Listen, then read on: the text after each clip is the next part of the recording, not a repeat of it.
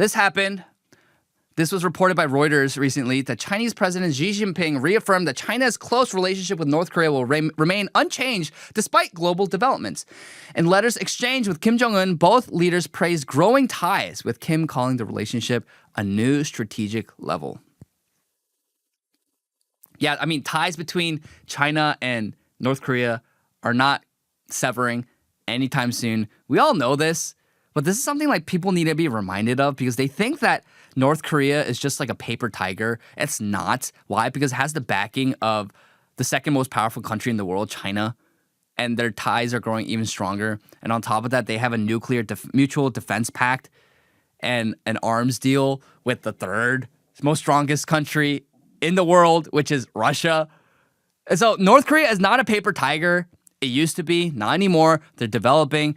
And we see this. This happened. North Korea announced this past week, that they announced plans to expand its nuclear forces. North Korean leader Kim Jong-un announced the modernization of combat systems, expansion of nuclear forces, modernization of military bases, enhancement of the main intelligence directorate's capabilities, and acceleration of the construction of modern naval bases. Kim stated that the security of North Korea and true peace can only be guaranteed by building a powerful army capable of confronting all threats. And this is possible because, again, they have the backing of Russia and China. So, yes, they're expanding their nuclear forces. They're modernizing their military and their combat systems. It's not a paper tiger anymore. They have nukes. South Korea does not have nukes.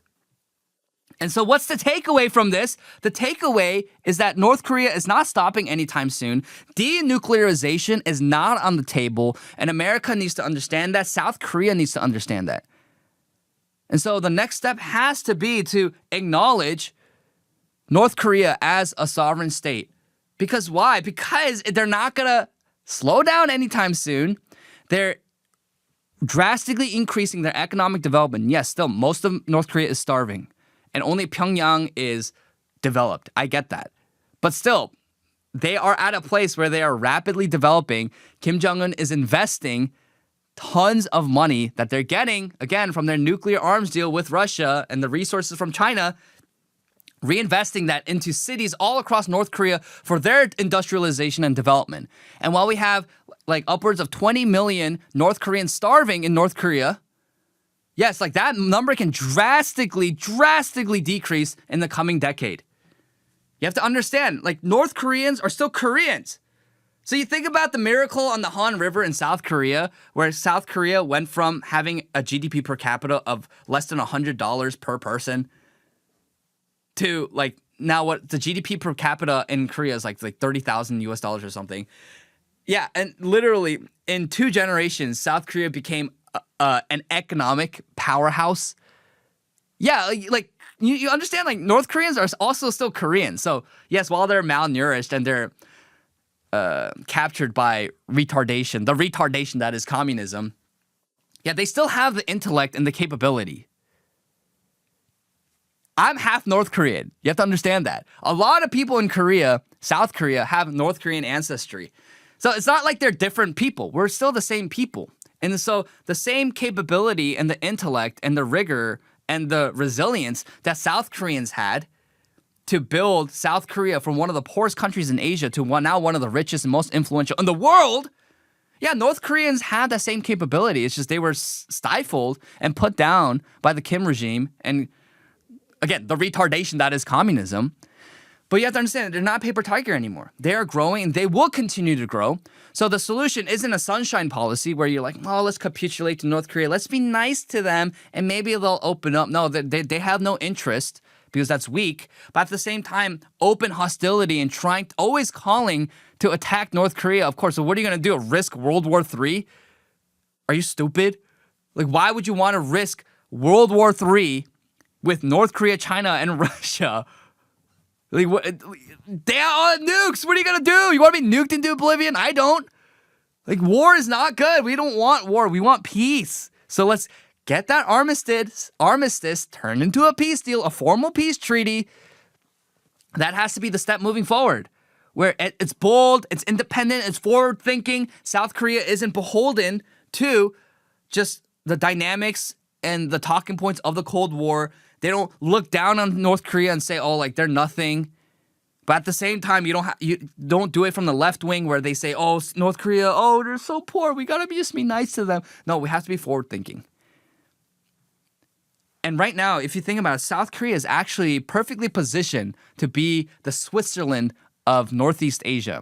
Now, Singapore already acts kind of like the Switzerland of Asia because of its financial wealth management, stability, and pro-business neutrality between powers. And that's what Switzerland does, right? That's what Switzerland does for the West and in Europe. It has strict neutrality in conflicts. It's a global major financial banking hub with secrecy and stability.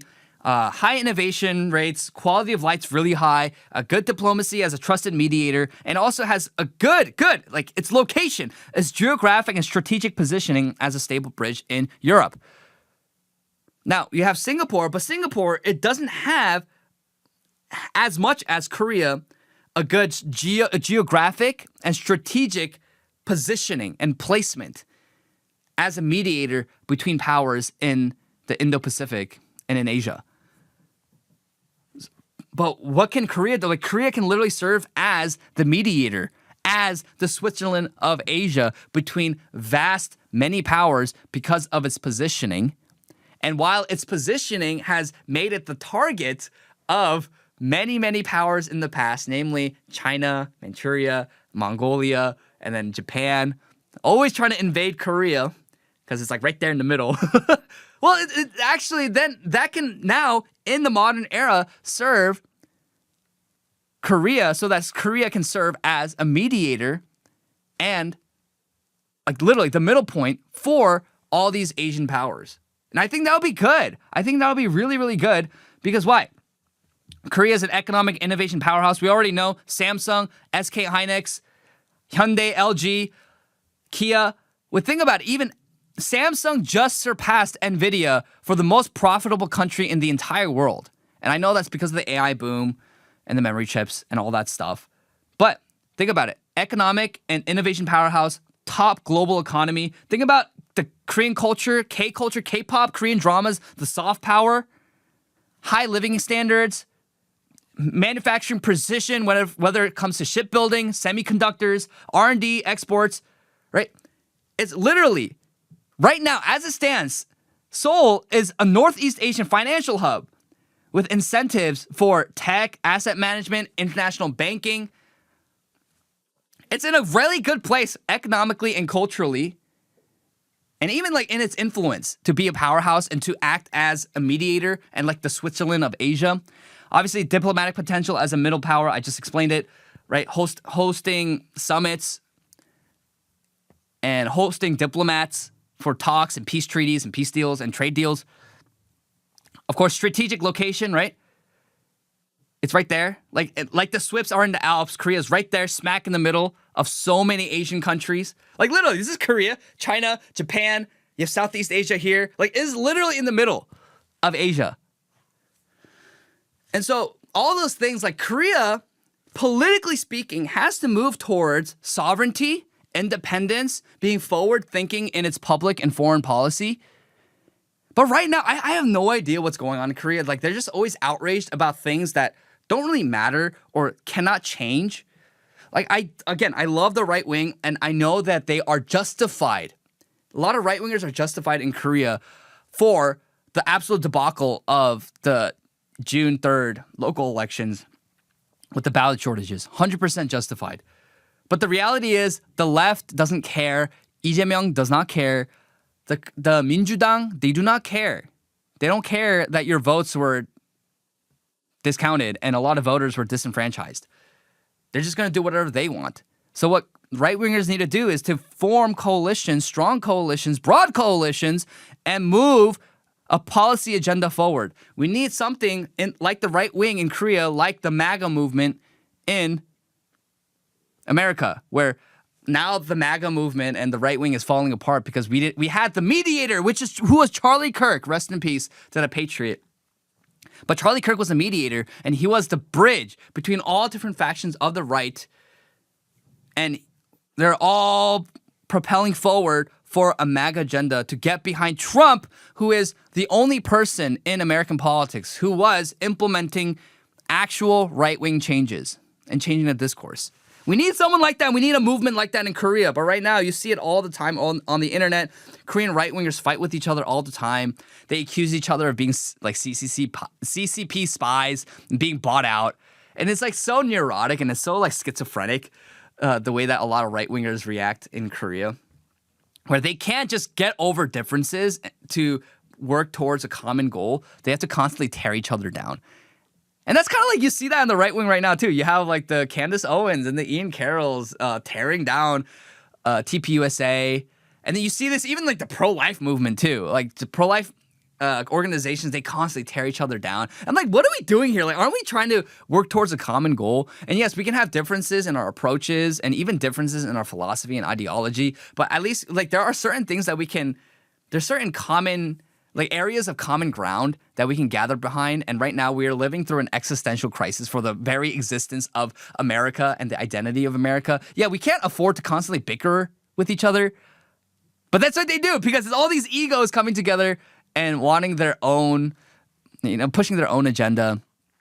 You see that a lot with Korea and the Korean right wing. So you need a true Korea first movement that, yes, can be partisan for sure, because that's how politics is played, is partisan. And you win by playing partisan politics and effectuating change that way.